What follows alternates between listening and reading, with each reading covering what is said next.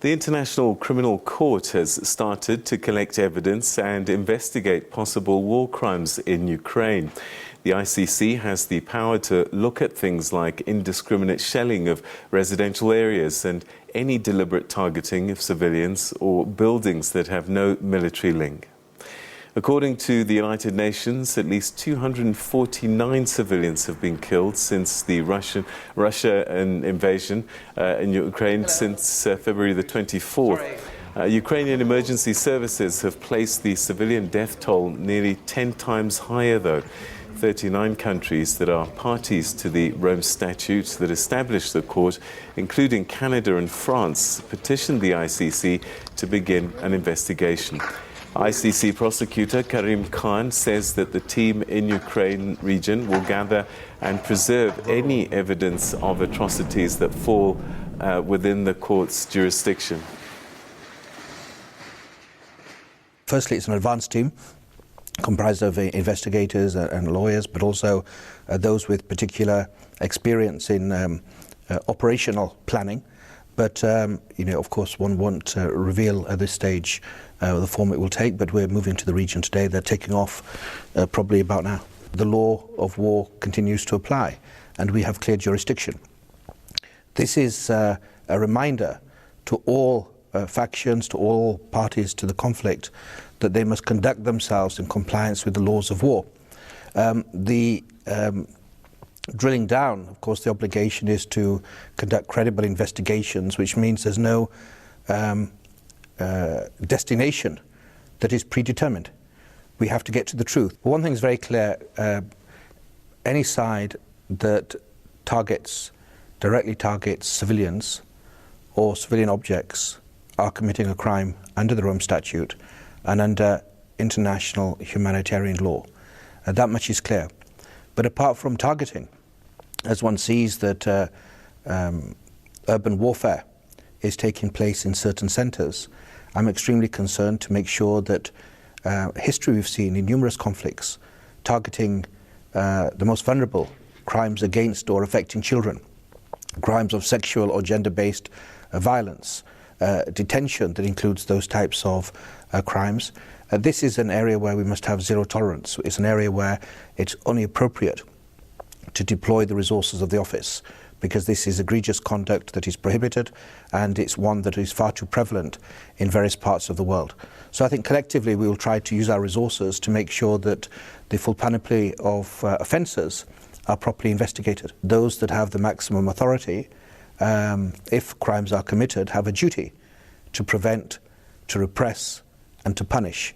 And certainly nobody can be relieved of their responsibility by dint of any of their rank. So whether you're a foot soldier or a senior commander, a civilian superior or military commander, the law applies with equal vigour. I think the world is watching, and the world expects better. Humanity expects better than we're getting around the world, and Ukraine is no exception. Patryk Labuda is an assistant professor of international criminal law at the University of Amsterdam Law School. He joins us now via Zoom from Amsterdam. Thanks very much indeed for joining us, and welcome to the program.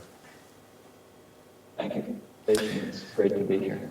All right, let's start with, I suppose, establishing how a case can be brought to the International Criminal Court. My understanding is that there are a group of people that signed the Rome Statute, and then the next step was to ratify the ICC within their own laws at home, and then the countries then could refer cases to the ICC. And then there was another avenue, I believe, the UN Security Council. Russia removed its signature from the Rome Statute. So what does that mean for the ICC in terms of trying to get a case dealt with by the ICC? So I think we need to take into consideration a few things here. The jurisdiction of the ICC is based on territorial jurisdiction. So the crimes that may be committed will take place in the territory of Ukraine, so on Ukrainian territory. And Ukraine has accepted the jurisdiction of the International Criminal Court. And therefore, the International Criminal Court prosecutor, who you just heard a moment ago, has jurisdiction to investigate allegations of war crimes, crimes against humanity, and genocide committed in the territory of Ukraine, irrespective of whether it is Ukrainian or Russian nationals who commit such crimes. You allude to the fact that Russia has unsigned the Rome Statute. That is correct, but they do not have to be a party to the Rome Statute for the prosecutor to have jurisdiction over Ukrainian territory. All right, but the challenge now becomes the ICC might have a case, they might find evidence, and then come after Russia. Russia has to cooperate. They have to go to the court and be tried if that's what's required. What if they just say, look, we don't recognize your court, leave us alone? I think that is a serious concern, and we have seen that played out already, or we've seen that play out in the Georgia investigation. So this is not the first time that the prosecutor of the International Criminal Court has looked at allegations of crimes committed by the Russian armed forces. In Georgia, this already happened. Russia initially cooperated, and then they broke off cooperation. We do not expect Russia to cooperate with the investigation. That will not prevent the prosecutor from investigating. Evidence can be collected on the territory of Ukraine. For that, he needs the cooperation of the Ukrainian authorities and also potentially just civilians who share evidence of potential crimes with the prosecutor. The bigger problem, of course, is then apprehending Russian suspects, if it comes to that. If there are charges brought against Russian nationals, indeed, then it becomes very difficult for the prosecutor to actually prosecute somebody in The Hague if the Russian Federation, if the government of Russia does not cooperate and does not surrender such suspects to The Hague for prosecution. I suppose what can assist, and I think we had a situation here in South Africa when Omar Bashir visited, is that if you're a signatory to the Rome Statute, you must act on an ICC warrant, so that these Russian suspects would have limited countries that they can travel to. Indeed. So this becomes potentially very difficult for especially political leaders. So if the prosecutor were to bring charges, issue an arrest warrant against the leadership of the Russian government, for instance, Mr. Putin himself, then it becomes difficult for Mr. Putin to actually travel abroad to ICC states parties that then have an obligation to enforce such an arrest warrant and arrest and surrender Mr. Putin to The Hague. And as you just mentioned, of course, this problem came up in South Africa when the Sudanese president, the former Sudanese president, Omar al-Bashir, visited. And indeed, South Africa had an obligation to arrest the Sudanese president. That did not happen. We would have to wait and see first if the prosecutor actually brings charges against the leadership of the Russian Federation, and then to what extent this affects sort of the travels of Mr. Putin or other people in the leadership, and then, of course, whether states would be willing to enforce such arrest warrants. What do we know in terms of the kinds of violations that have been identified or suspected to have happened already? So, there are two things to take into consideration here. We know what the prosecutor is looking at in terms of the investigation that started, the preliminary examination that started a while ago. The prosecutor is not just looking at the current conflict, The war that broke out 10 days ago was preceded by 8 years of conflict in Ukraine. And so we know that the prosecutor is already looking at allegations of sexual violence, torture, intentional attacks against civilians. But that relates to the pre-existing conflict. Now, with respect to the current war, the war that broke out 10 days ago, it is still too early to know for sure, but in the segment that you just ran, the prosecutor was already hinting at the possibility of investigations into allegations of indiscriminate attacks against civilians, for instance. And I do expect that to be a serious issue given what we are seeing on TV. We are seeing, of course, the Russian armed forces going into cities and destroying entire residential neighborhoods. So I think there is a high likelihood of investigations into those kinds of allegations. A war of this nature, particularly in an urban setting in developed countries, by its nature means that there are lots of civilians in the middle of everything. How does one then execute a war without violating, without violations? It is very difficult. This is the challenge of urban warfare. And of course, Russia and Ukraine are both signatories to parties to the Geneva Conventions. And by virtue of customary international law, they must comply with minimum standards.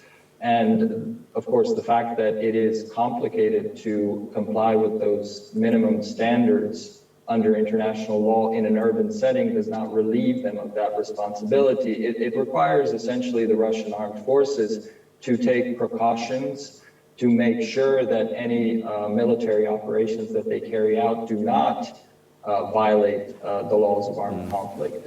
And as far as we know, this has been a serious concern in previous conflicts, and I'm thinking here in particular of Syria and Georgia also, but Syria in particular, where there have been reports over the years of sort of the Russian military not complying with international law, in particular bombing hospitals, schools, directing attacks against civilian areas. So the obligation sort of lies or sort of the responsibility lies with the Russian armed forces, and we need to monitor very carefully whether they are going to respect international law. In a situation like this, who then become the suspects? Is it the president as the commander-in-chief of the country and the defense forces, I guess, and then various generals that then all give those orders? So the International Criminal Court has jurisdiction over everyone. So in theory, charges could be brought against foot soldiers, Russian foot soldiers, or the Russian leadership, be that generals or Mr. Putin himself as the commander-in-chief. It is likely that the prosecutor would focus on the senior leadership, so people in command of the armed forces.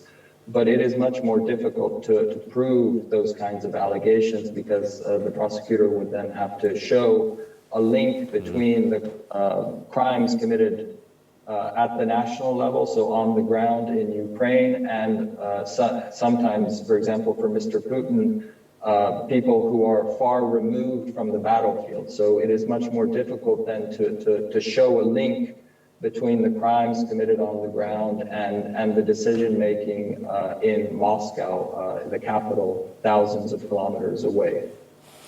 So this puts America in a difficult position because they've refused to cooperate with the ICC, and many people will say that it's unfair and it's quite rich for Canada and France to go after Russia, refer Russia, but not the United States, that have been accused of violations as well in previous incursions?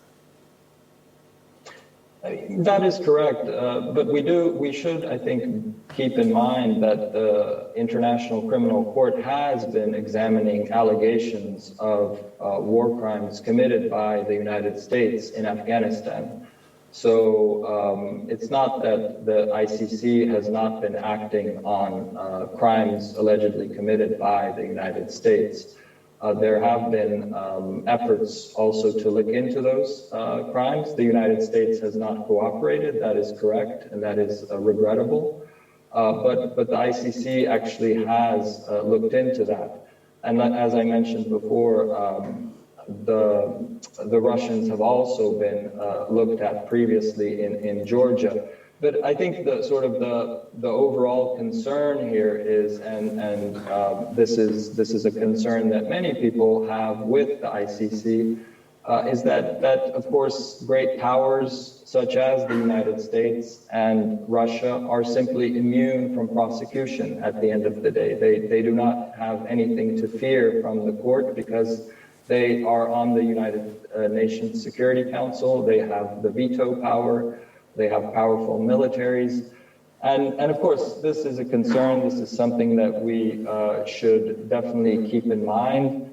At the same time, I am a little wary of arguments that suggest that we should not look at the crimes of one party because another party also committed crimes. I think that's a dangerous path to go down. The crimes of one party do not excuse the crimes of another party. All right, we've run out of time, but perhaps finally, just to clear up the routes at which somebody can be prosecuted by the ICC, the countries themselves, like Ukraine, where an act has happened in their territory, you've cleared that up, UN Security Council. Can the ICC itself go after a case without permission from these countries? Yes, it can, but there has to be jurisdiction. There has to be pre-existing jurisdiction. So at the end of the day, the ICC prosecutor does have the authority to initiate an investigation of their own volition. It's called proprio motu, the proprio motu power. But in this case, in Ukraine specifically, this is no longer a concern because 39 states have now asked the prosecutor proactively to intervene. And so in a way that made the prosecutor's job much easier because the prosecutor did not have to act by himself. The states actually intervened and asked him to investigate and prosecute. Patryk Labuda, thank you so much indeed for joining us on the program, and your insights are very much appreciated. Thank you for your time.